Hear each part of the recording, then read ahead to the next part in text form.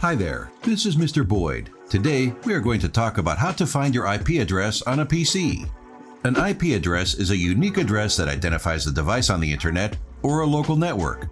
IP stands for Internet Protocol, which is a set of rules governing the format of data sent via the internet or local network.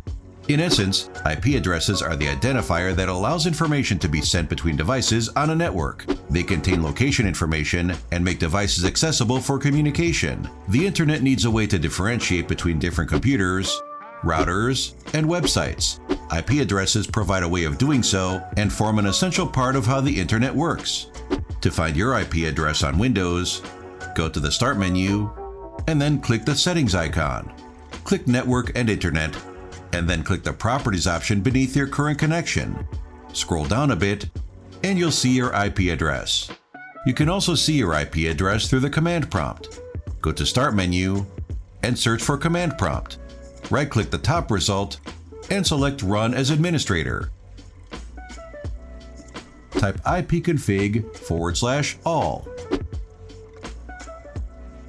If you want to find your public IP address, go to Start menu and search for Command Prompt, right-click the top result, and click Run as Administrator. Type nslookup_myip.opendns.com resolver1.opendns.com. This command will list your public IP address.